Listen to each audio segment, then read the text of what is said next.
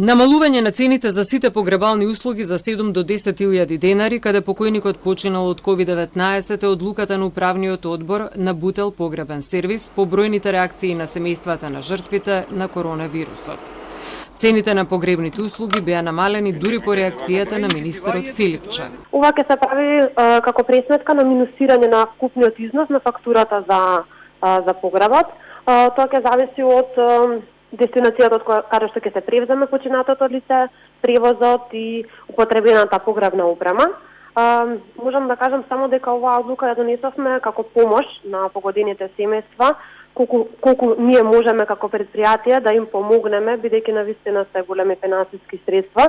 Семејствата на жртвите на COVID-19 во изјави за код реагираа дека мора да платат плюс 500 денари, бидејќи телото поминало ноќ во капела и различни ставови кои го земал телото. Нешто без кое што не може да се организира. Значи, погребот прво го имаме подигнувањето на телото од здравствената установа каде што е починато.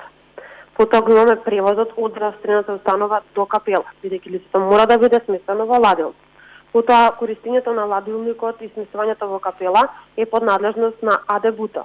Не се плаќа таа услуга кај операторот, туку таа услуга се плаќа кај АД Буто. Лимените сандаци се задолжителни за вакви случаи согласно протоколот на Министерството за здравство, но граѓаните реагираат дека не сите лимени сандаци имаат иста цена.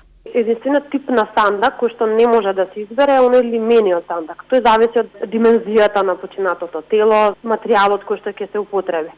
Додека пак дрвениот сандак може да го изберат од погребната опрема која што се нуди. Според истражувањата на КОД во скопските болници имаше жртви од Дебар, Струга, Прилеп, Куманово, Велес, Тетово. Во сите случаи, покрај тоа што не е наведено дека Бутел треба да биде ексклузивен погребален оператор, сепак болниците веднаш се јавуваат на овој оператор.